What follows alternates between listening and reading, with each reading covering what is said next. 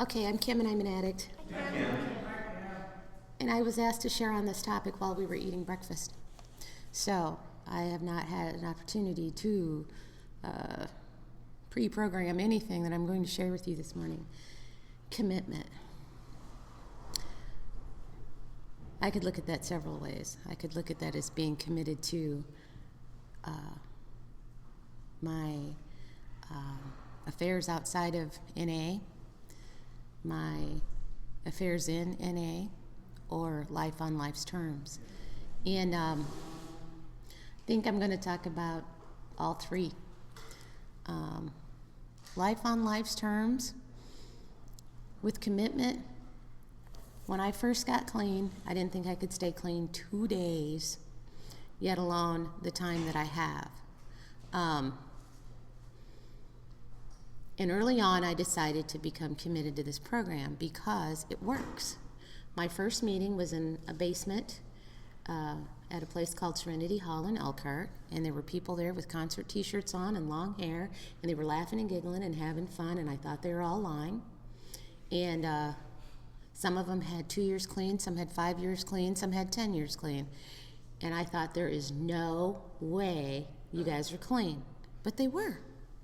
And they told me that part of commitment was coming to the meetings, sharing, getting a sponsor, staying clean, working the steps.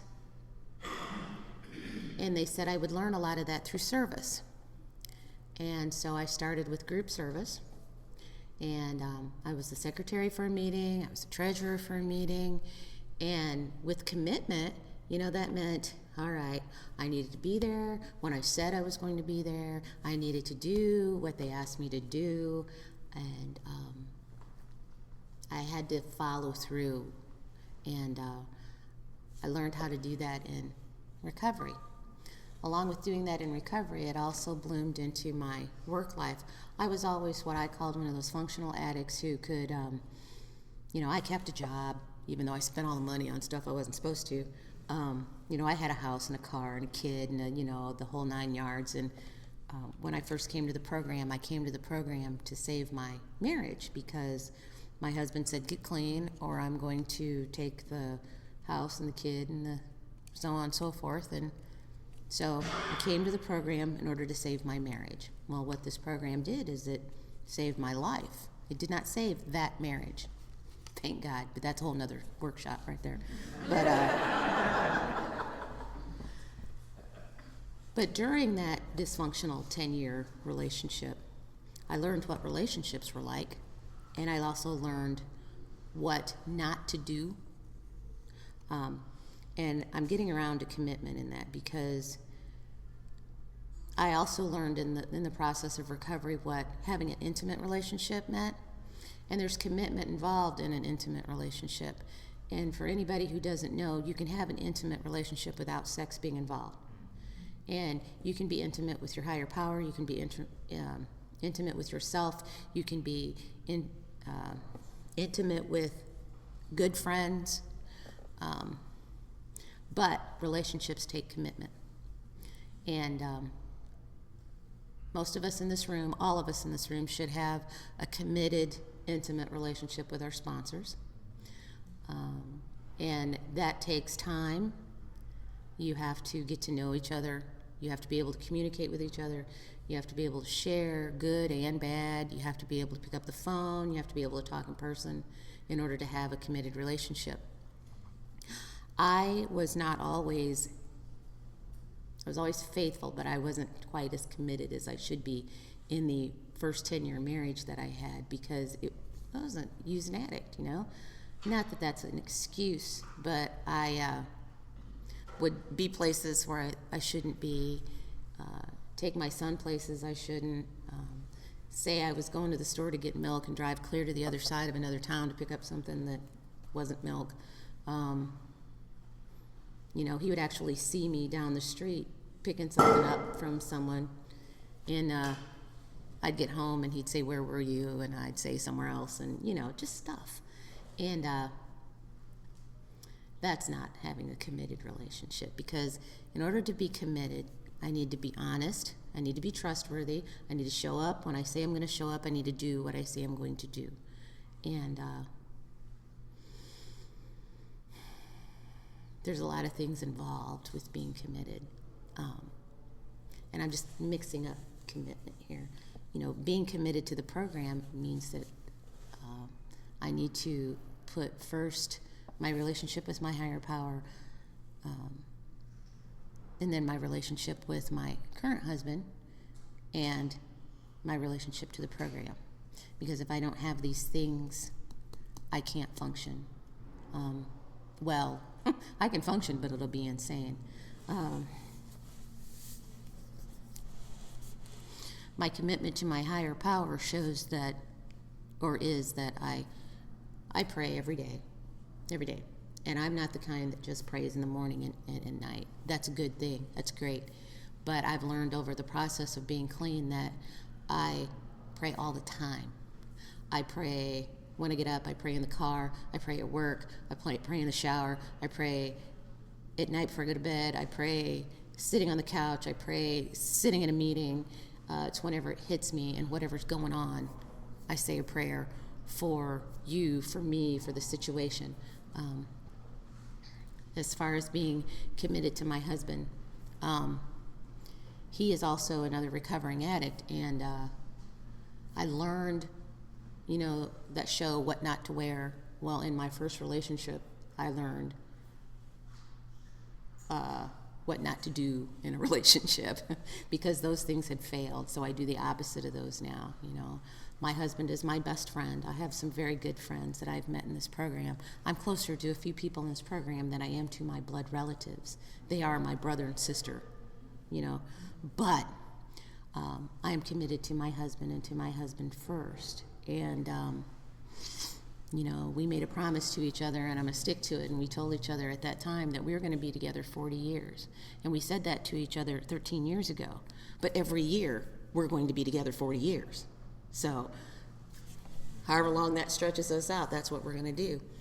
And when we first got together, my previous relationship, there was a lot of, and some of you here may be able to relate to this, is there was a lot of, if you don't like it, then leave. Well, if you don't like it, then if you don't like what I'm doing, to get out, you know. Don't let the door hit you in the behind. You know, just all sorts of chaos. And when my now ex-husband said, I want a divorce, and I said, okay, good, let's start splitting stuff up. He was like, how come you're not arguing? How come you're not trying to save this marriage? Why, after listening to years and years of get out, go, leave, don't let the door hit you in the behind, why should I be committed? We decided from the beginning we would never say those things, and we haven't. 13 years, we've never said it. Don't intend to ever say it. I won't say that our relationship is perfect every day, all the time, but we are committed to working on our relationship, that if we get into an argument about something, we try to resolve it right away. We don't let things fester. We try to respect each other, trust each other, be honest with each other. We are fully committed to each other. There has to be commitment. As far as my job is concerned, I've always been, not bragging on myself, I've always been a long-term employee, and I was very committed to what I do, and I try to go to work and take the program with me. I try to be honest at work. I try to be trustworthy. I try to do my job to the best of my ability and go home and leave the drama at work. And I had a job for 10 years. And I moved on, and I had a job for 7 years, and I had a job for 10 years, and I had another job for 7 years. Now, that last 7-year job, I was committed to, but some powers greater than me, even though I spent a couple years going, I hate my job, I don't want to go to work, but the right thing to do is go to work. God did for me what I couldn't do for myself, and unfortunately, I lost that job. I was let go, first time I'd ever been let go, and I was absolutely crushed. But my commitment to myself and to my family meant I have to look for another job. And God is good, and I've been through quite the whirlwind, but now I have a job that I absolutely love, and I'm very blessed and grateful for it. But I am committed to this program. I usually don't talk about how much clean time I have, but in April 10th, I celebrated 17 years clean. And in order to be in order to be, thank you, in order to be committed to the program, I had to show up, I had to get involved in service, I had to get a sponsor, I had to do step work, I had to keep coming back, not only just for me, but for the newcomers. Because heaven forbid, if I had walked into that meeting downstairs in that basement with the people with the long hair and the concert t-shirts and nobody was there with any time, where would I be? It'd be a bunch of newcomers sitting around trying to work a program that we don't know how to work. You know, I had to have people who were committed to the program to show me how to become committed to the program. And I have to be here to, even on days I don't want to go to a meeting, I'm going to be honest, I have to be here to help people, help the newcomers know how to work the program. I have to be committed to my relationship with my sponsor, because a lot of times I can get lazy and complacent, because in 17 years, again, I'm not bragging on myself, I've worked the steps several times. And it's real easy to say, oh, I've done that, you know, I know that, you know. I'm not cured, I'm not saying I'm cured, but I've worked the steps and worked the steps. I know the steps, and I've had, you know, dabbled in the traditions and been involved in service. But if I'm not here to help the newcomers do those things and be an example, a good example for them, how would the program continue if there weren't people like that? You know, being committed involves follow through and follow up. And you have to, if you say you're going to be somewhere, be there. If you say you're going to do something, do it. And do it to the best of your ability. And I'm not saying you have to be perfect at it, because none of us are perfect. Even though sometimes I try to be, I've learned in this program I am not. There's only one perfect being, and I'm not going to go on to that speech right now. But, I don't know. I just really believe, you know, and I know a lot of the things I'm talking about involve a lot more than commitment. You know, there's being honest, trustworthiness, willingness, being open-minded, living with humility, or being humble, and having integrity, you know, doing the right thing, because it's the right thing to do.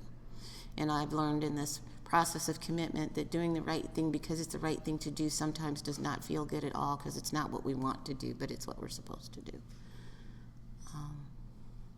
And going to a service committee meeting sometimes isn't what I want to do, but it's what I'm supposed to do, because I accepted a commitment to follow through with something.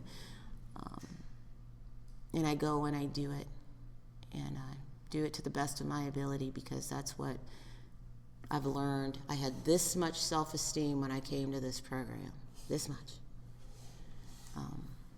And I've just been blessed through the steps to, in my relationship with my higher power, that I am a good person. I am worthy. I do what I say I'm going to do. I do it when I say I'm going to do it. And if I forget, then I apologize immediately, and I try not to make the same mistake.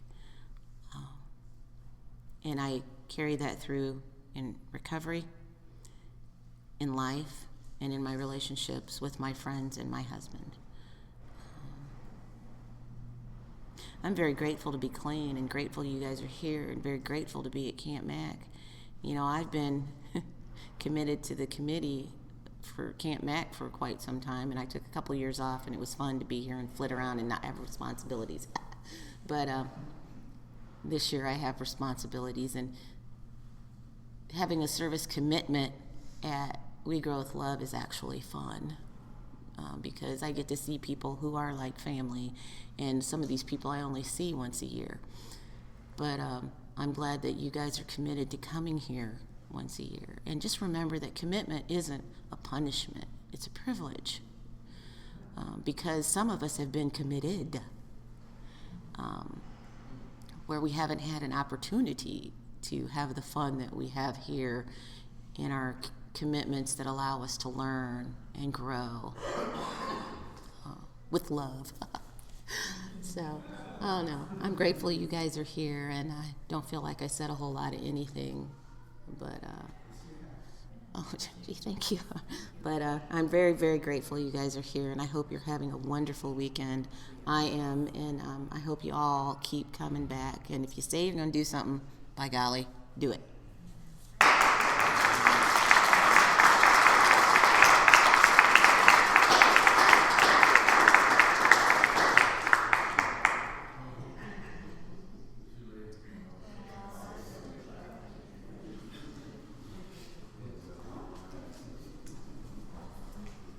Roxanne, I'm an addict. And our second speaker is the other half of this committed relationship.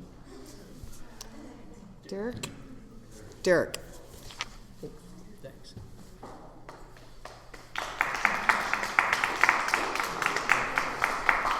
Hi, everybody. I'm an addict. My name's Derek. So an addict, an alcoholic, an overeater, and a gambler walk into a church, and the reverend says, "What's this, some kind of joke?" Thank you very much. I'll be here all week.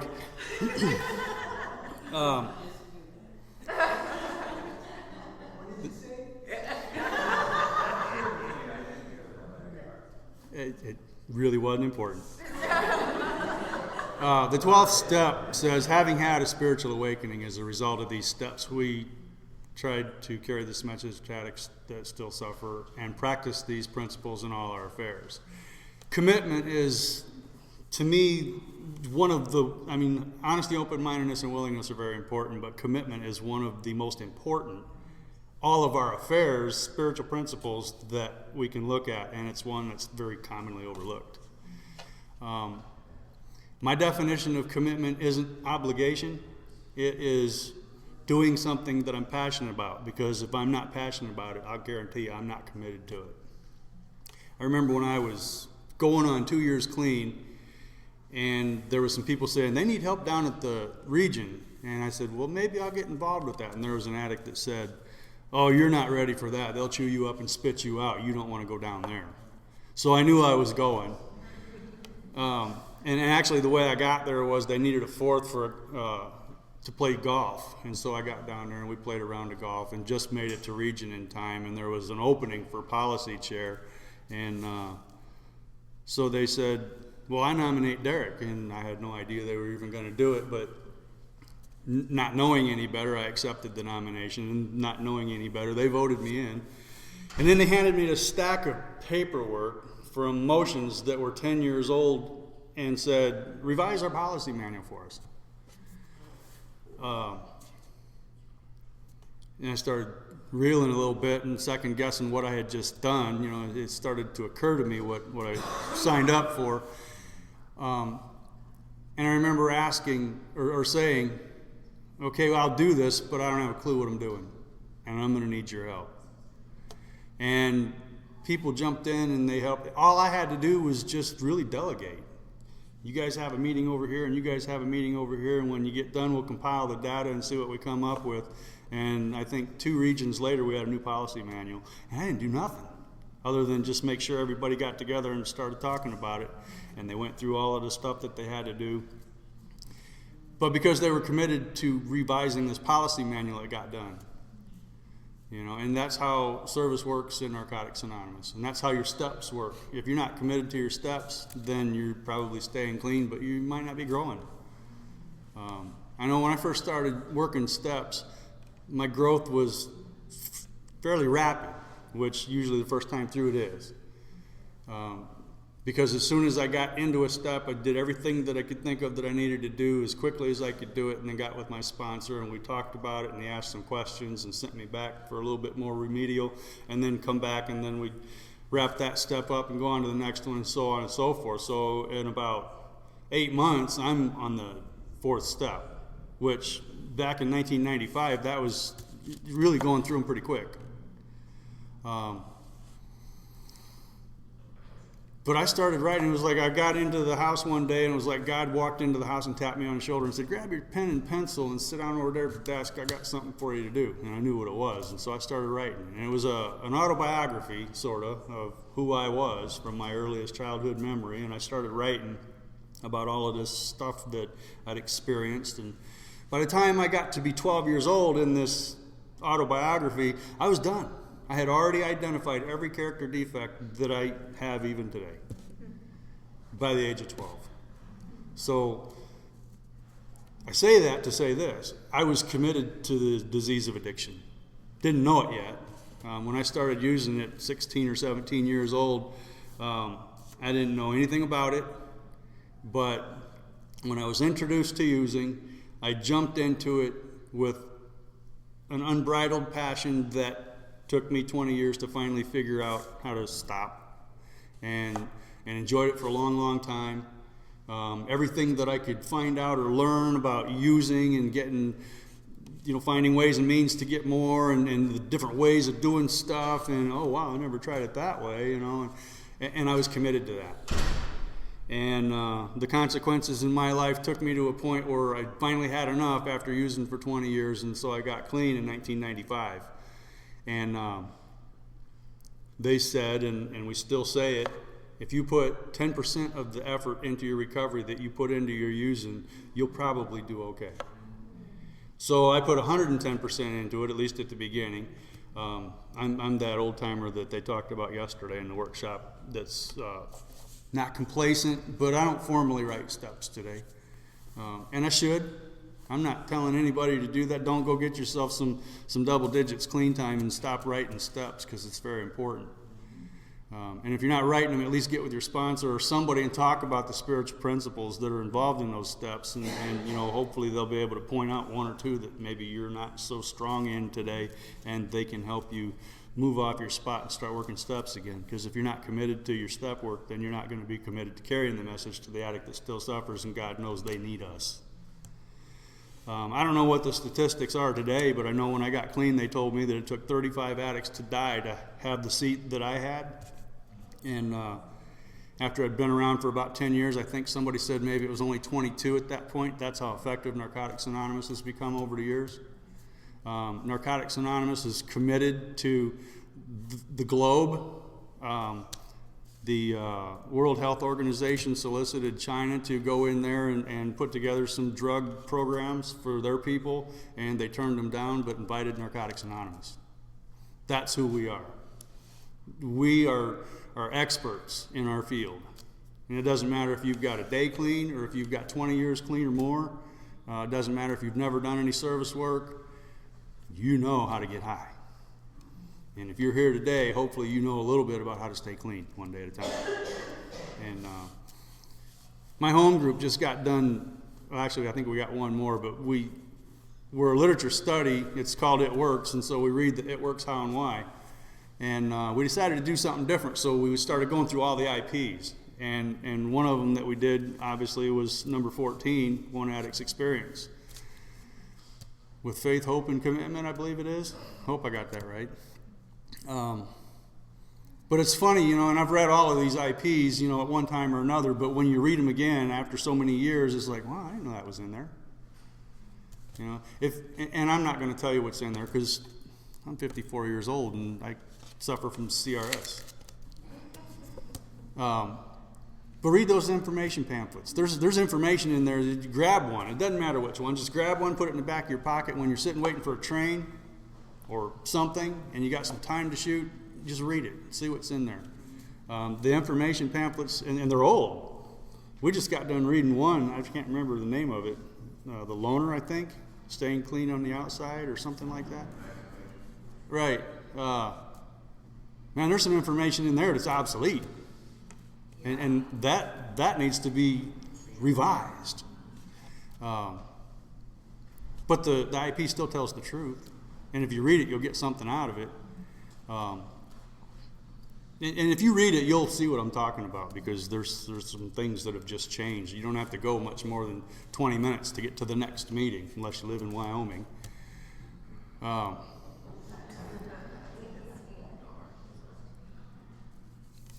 Kim talked a lot about commitment in relationships, and that's very important. There are several factors to the spiritual principle of commitment that make it work, and one of them is integrity.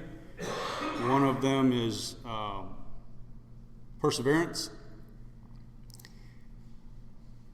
and the other one eludes me right now. Maybe it'll come back.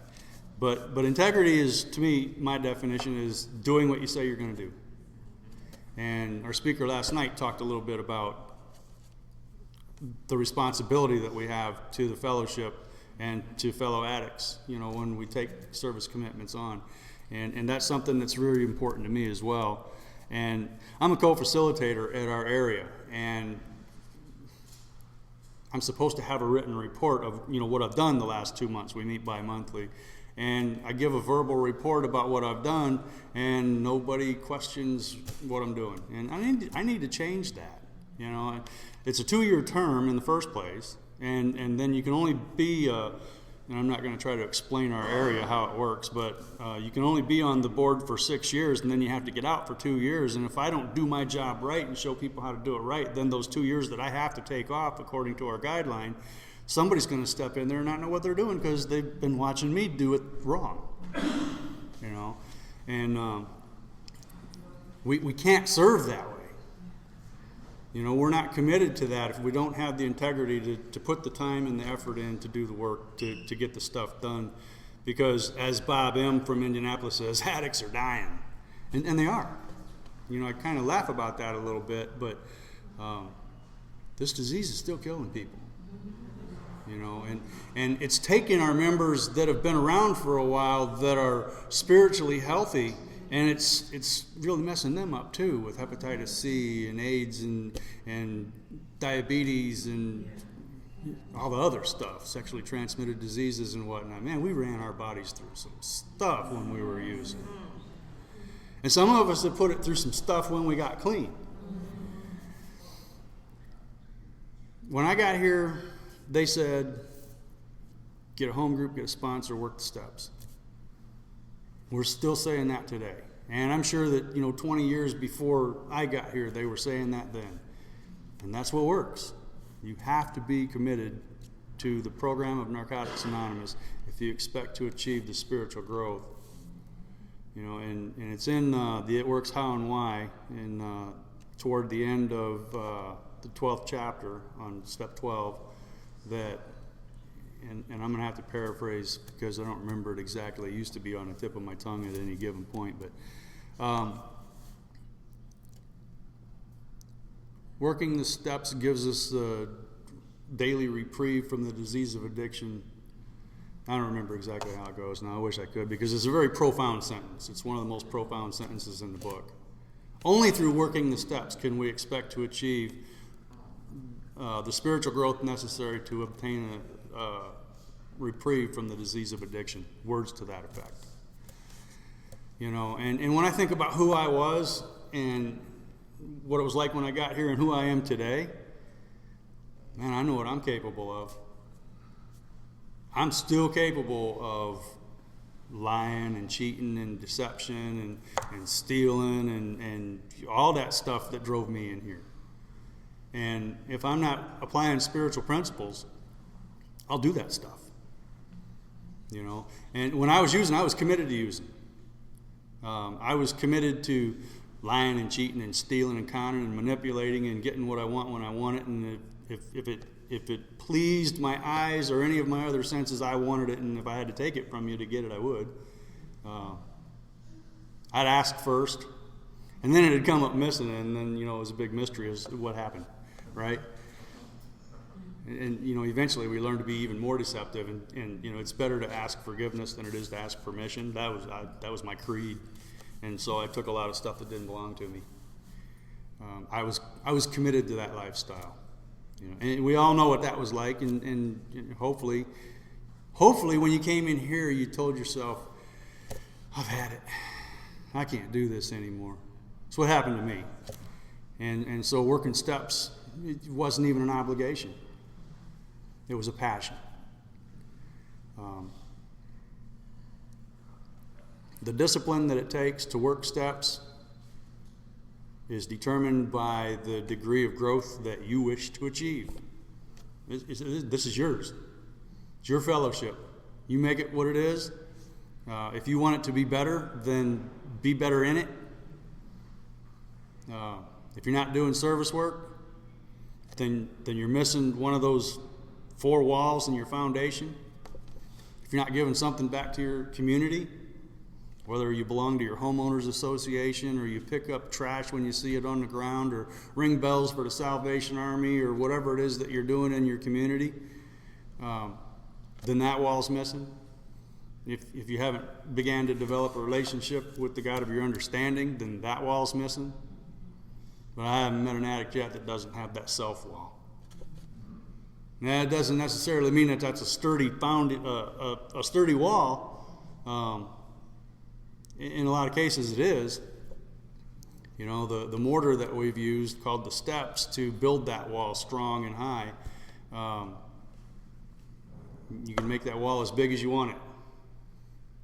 And I know for me, all of the walls aren't the same length, but somehow it works out where it still forms a square, so the point of freedom for me is very tall. We're not done. And the magic of Narcotics Anonymous steps is that wall doesn't have to be tore down and rebuilt to expand. It just does. And it does by doing those 4 things. Finding something that you're passionate about in each of those areas and doing something about it. And if you're not doing something in each of those 4 areas, and this is just my opinion, nobody at NAWS ever said it, you're not working the complete program. You know, you're working your program. Our program has all 4 of those things in it. You know, and then it's got that thing called goodwill. And I'm committed to goodwill. When an addict walks in a room and I don't recognize them, I try to say hello and give them a hug. And if they show up again next week, I try to remember their name. That's important. It makes them feel good. And if you don't believe me, do a little experiment. Wait until a newcomer shows up at your home group and ask them what their name is and make a point of remembering it. And when they come back next week, and hopefully they will, say, "Hi, so-and-so. Glad to see you again." I guarantee you will make that person's day. And they'll probably come back next week and the week after that. And they'll probably get involved with service. They may ask you to be their sponsor and start working steps, and after a few months point out some things that maybe you need to work on, because they'll be committed to their program. You know, that's how it works in here. That's how I do my program. I work very hard at serving this fellowship. I sponsor guys, and the advice and counsel and suggestions that I give the guys that I sponsor aren't necessarily things that I'm doing myself. Somebody was talking about the flat book yesterday, I think it was, the step working guide. I don't use it. That's too much work. I ain't gonna lie. And I especially discourage newcomers from using it. But if you're using it, keep using it. But that's because there's some really good information in there. You're going to get better if you do. But it's too overwhelming for me. You know, and 4 questions later, they're asking the same question. They just changed a word. And it's like, man, I just answered this. I know I wouldn't be committed to that, so I don't use it. But it works how and why. Book, man, I will read that, and then I'll read it again, and then I'll read it again. You know, I see these addicts that get their highlighters and they go through and they highlight stuff, and it's like, I mean, how can you find anything? You got everything highlighted. Well, I'm using different colors. But they're committed to that book. They're committed to learning what's in that book. I said integrity was one of the things that's important. Perseverance. You know, when you get through the steps, you got to start all over and start going through the steps again. You know, when you think you've arrived, you better get back on the bus. And our speaker tonight's probably got a bus story for you, but I'll let him tell that one.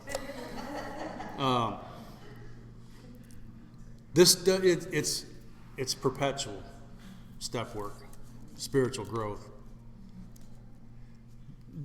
But that perpetuation goes both ways. If I stop doing the things that I need to do for myself to stay clean and grow, then my growth suffers. And when my growth suffers, the guys that I'm guiding and teaching maybe begins to suffer. And my relationship with my wife maybe begins to suffer.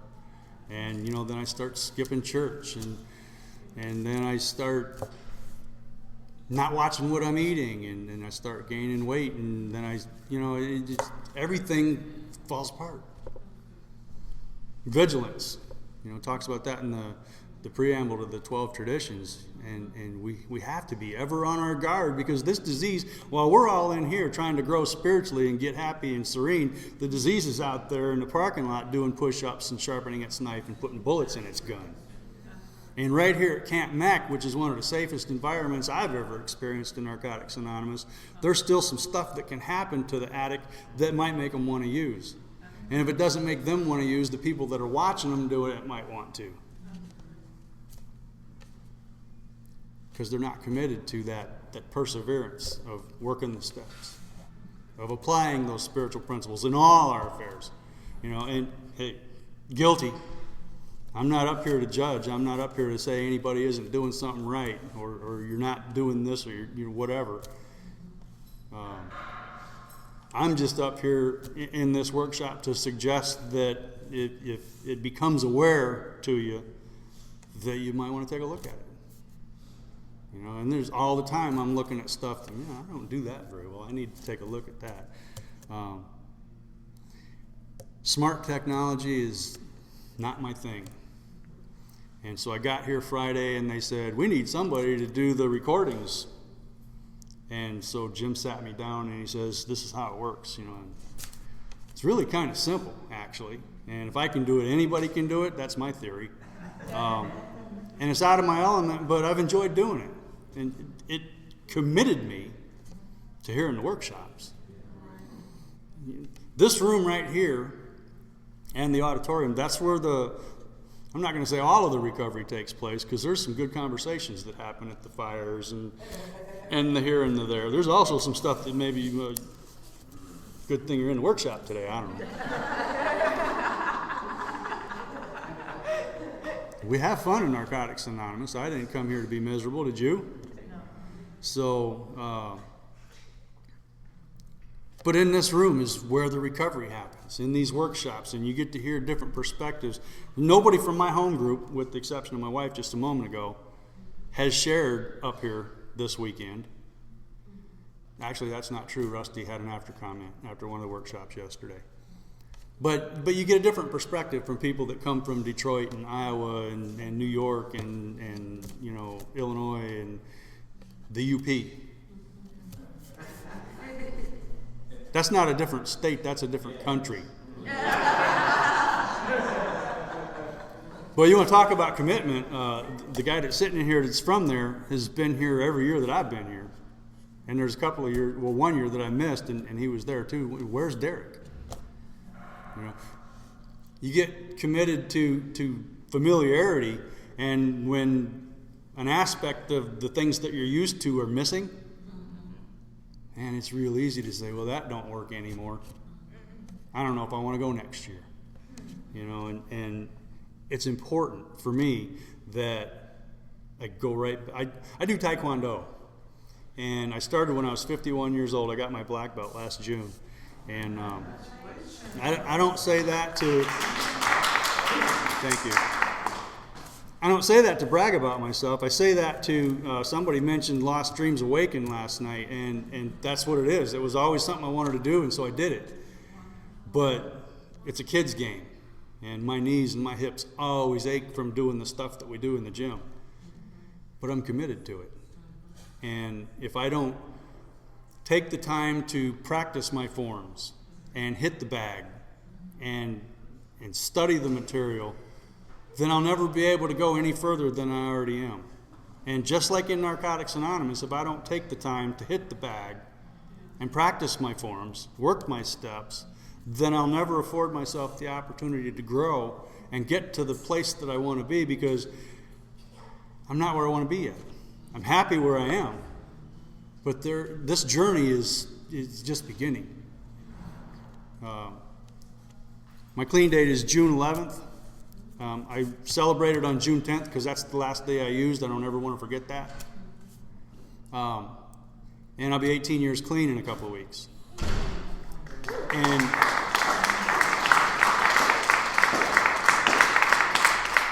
God willing, and I know He is, I just hope that I'm committed to it, which I am. But there's no guarantees. We had a guy come here 11 years ago and spoke, or was it 11 years ago. Guy by the name of Steve T. from Bath, Maine. Many of you have perhaps heard his message. Great message. Awesome guy. And we really bonded while he was here and stayed in touch, and he eventually became my sponsor and ended up with some medical issues and began to abuse his painkillers and called me up one day and said, I can't sponsor you anymore. I've used after 20 years. There's no guarantees. This disease is hiding right around the corner. When you walk out that door, if you ain't looking, you'll get hit upside the head with it. And won't even know what happened until it's already too late if you're not committed to being vigilant, being disciplined, persevering. You know, and perseverance is doing what you want to even when you don't want to. So when I say, I don't want to go to a meeting, then you're not committed. You're not passionate about your recovery just for a day. If you ever catch yourself saying, I don't want to go to a meeting, you better be there. That's my experience.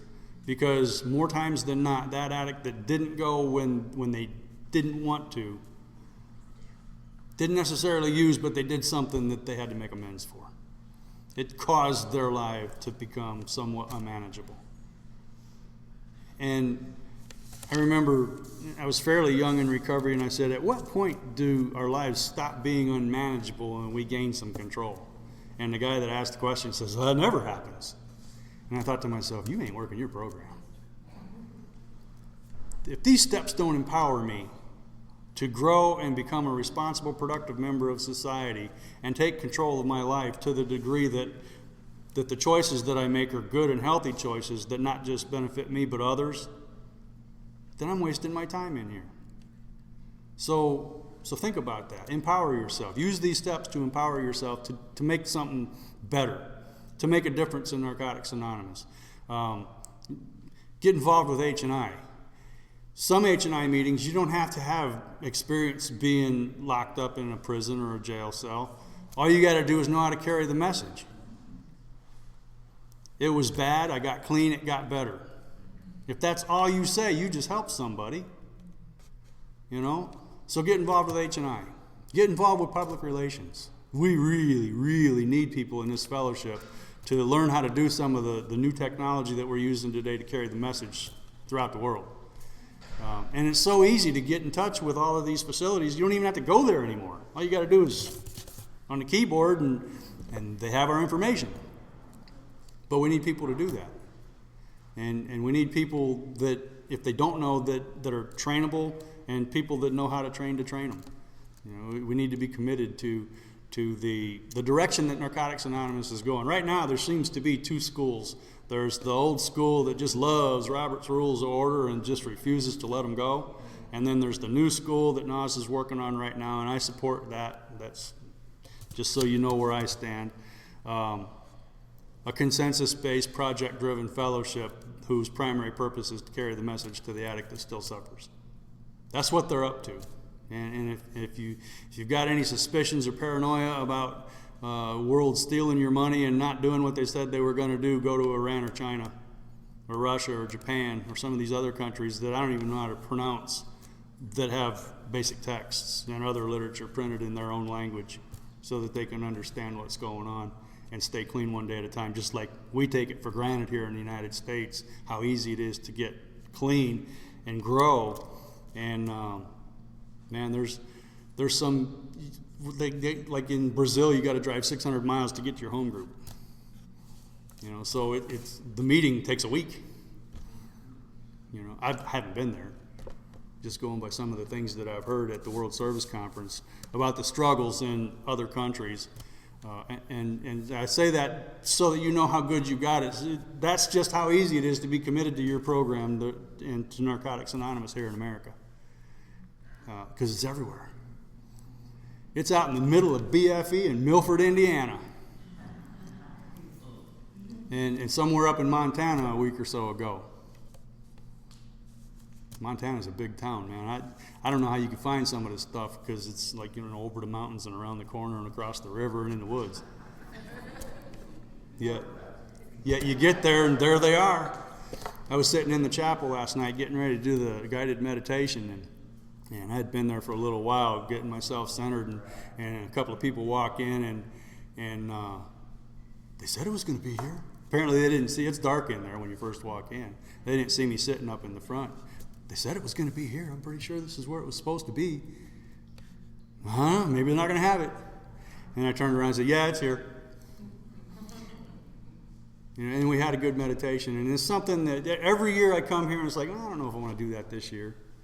It'd be really nice if somebody learned how to do it so that I could just go and participate and not have to be the guy doing the leading. But I haven't taught anybody. Apparently I like it more than I'm letting on, you know what I'm saying? Because that's how we do. You know, we don't want something, but we won't let it go. Especially those character defects. Because we're not committed to our spiritual growth. We're not committed to the blessings that our God of our understanding has for us. And I'm going to close with this. A few years ago, one of the things that I've been blessed with as a result of Working Steps is to be a churched individual. And we recognize the good that our pastors are doing at our church, and we have a Pastor Appreciation Day. And our small group got together and said, because this guy has always just dreamed about owning a brand new Camaro. And he'd never even test driven one. And we said, let's rent one for him and give it to him for the weekend. And that was a nightmare in itself, trying to find one and get one and get it to him without him knowing. But anyway, I called him up and I said, I'd like to get together. I have a question for you. And he said, well, what's going on? I said, everything's okay. I just need to spend more than just a few minutes on the phone with this issue that I want to talk to you about. And it took like 3 days to finally get his attention and get this thing set up where I could come over to his house and talk with him. And all I wanted to do was drop this Camaro off and hand him the keys. But the moral of the story is, when God calls us in Narcotics Anonymous, and we think, no, I don't know how to do that, or I can't do that, that's too hard, I don't have any experience, that He will provide the tools that we need to be able to get it done. But the blessing that you'll get, the joy that you'll get as a result of reaching out and embracing the gift that God's trying to give you in this fellowship, you'll be so excited about that once you finally get a chance to experience the blessing that you'll ask yourself, why did I hedge about ever wanting to do this?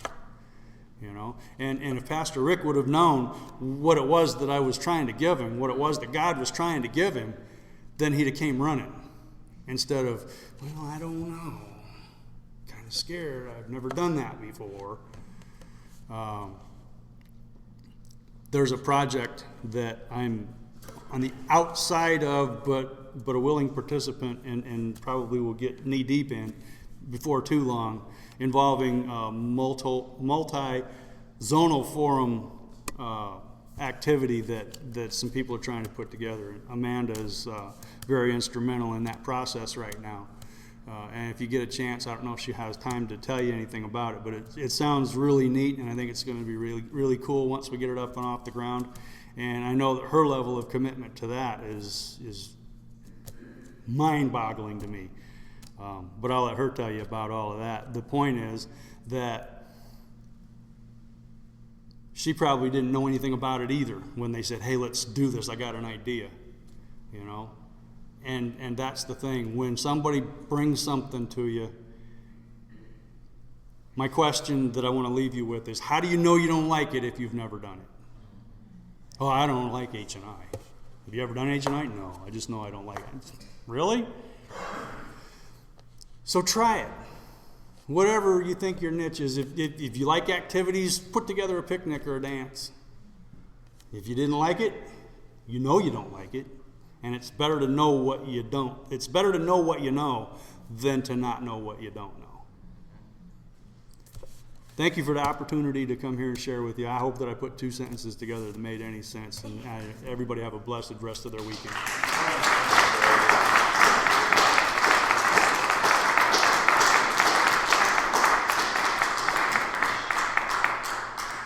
I'm Roxanne Nymnatic. We have about 10 minutes left if anyone would like to see what else is on here.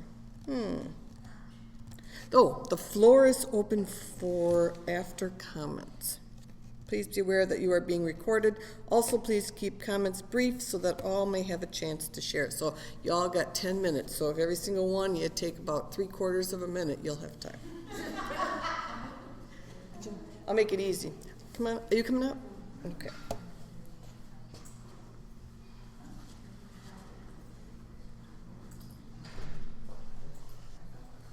Hi, I'm Loretta and I'm an addict. Y'all were talking about commitment. The thing that came to mind is we were out there using, we were trying to commit suicide. A higher power founded this program, got us here, and we call it recovery. But y'all actually don't realize we're really making a commitment to life. You know, it's like you said, it was so many different ways as far as commitment. You know, commitment to be a better person. Commitment to learn what I don't know. Commitment to learn coping skills.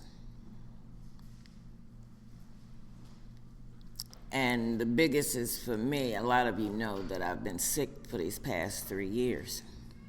Every time I come up here, I'm sick. And my commitment is to live and do whatever I can do until I can't do it no more. You know, there's a lot of people been up here worried about me, especially last night when I was sitting in the, at the main speaker meeting.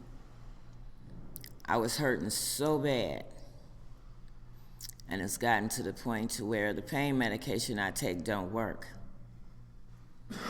But I was committed to listening to that speaker last night. And I'm grateful for the addicts who came over there and got me in a chair that gave me some support to where I could sit there and listen to the whole talk. I'm committed to the newer member. You know, I had shared at a after comment at the workshop day before yesterday. Some of us older members don't take the time to teach the newer members how this program works. So when the newer members act out, we want to sit back and say, did you see them? Yeah, I seen them. What you gonna do about it? You know, I plan on being in this program for the rest of my life. And I don't plan on ducking in NA because a table got thrown across the room. You know, I sit at tables with new members. And where I come from in Detroit, it's gotten to the point to where, because I am such a realist, and I accept life the way it is, and I will tell you exactly how it is, that I end up sitting at the table with people from treatment. Even older members sometimes won't sit with me, and women definitely will not sit with me. And I have a thing about homework. All the information, we have a lot of wonderful literature in NA, but there's a lot of information that comes that's about recovery outside NA. And the people at the meetings I go to, they know if I got my little black suitcase, I got homework. And they may groan, but they'll do it because it's a lot of writing. But it's about finding out about yourself. And a lot of people don't want to do that writing. They don't want to find out who they are, but what they don't realize is you can't recover if you don't know what you're recovering from. It's, you know, this is more than the drugs. We have to find out what made us use the drugs, understand it, and then find some solutions and change those patterns that we have. Because some of us don't even know we have a pattern, but we do. You know, I even brought some of the work up here, and I write out of my own work because I have 25 years in August, and I still don't totally know who I am. And in order to find out who that is and to grow more, I need to write. And I need to write about me. You know, I'm not one of those people come to you and say, oh, you know, such and such is married to this person and they did this and that. I don't know who belongs to who because I ain't looking for nobody. So I don't care who belongs to who. That doesn't matter to me. If you're talking to me about a theory or something in the book or an idea that you had that, oh, I got this kind of awakening and you shared with me, I will sit there and listen with an open mind because it might change something in me or change how I think or change my perspective because I don't have this. I'm still a work in progress. You know, and my illnesses is just that, my illnesses, they are not me. So if you see me walking around here and I look like I'm in a lot of pain, I probably am. But I'm gonna do what I wanna do. You know, my sister-in-law was fussing at me yesterday because I said I wanted to get on the swing. I waited till I ditched her ass and then I went and got on the swing. You know what I'm saying? And I had a ball. And I'm going on the boat today. You know,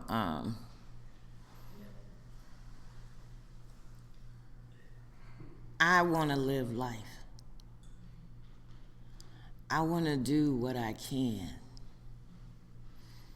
In a couple of weeks, I'm having surgery on my back. I don't know what the outcome is going to be. It's not going to completely fix me. It's just going to end a little bit of the pain. I know for at least 6 weeks, they don't want me moving. They don't want me going nowhere. They don't want me doing nothing. And I love Camp Mac. I wait for it all year. Because I know once I get here, if I can get to the tree and just see the tree, I know I can go through anything the rest of the year. And I seen the tree yesterday, and I'm going back today. And it may take me a while to walk there, but I'm going. We have to take this chance. We have to take this chance that our higher power has given us. He said, okay, you tried to kill yourself slowly, so I'm gonna give you another chance. Don't throw it back in my face. So if there are things you haven't done, try them. It's like you said, how you know you don't like it until you do it? My service work is on the group level. I truly have no tolerance and no patience for the service area on that group level in that argument. You know, but the group level, oh yeah, I could be all in that. And I do, even after 25 years, and the joy that I get from talking to the newer members, you know, that's in the treatment centers. I make sure I go to meetings where the treatment centers come, you know, and let them know that somebody in there loves them. I don't care what you look like. I don't care what you smell like. You hugging me, you know, because I need you just as much as you need me. You know, and the same for y'all. I want my hugs. Don't hug me hard, but just hug me. And it'll help me get through the day. So that's all I got to say. I got menopause too, so it goes everywhere. Thank you. See,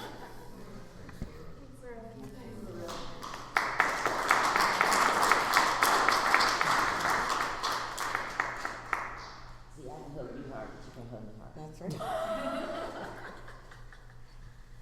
Well, I guess we are out of time, so let's close with the group hug. And, okay.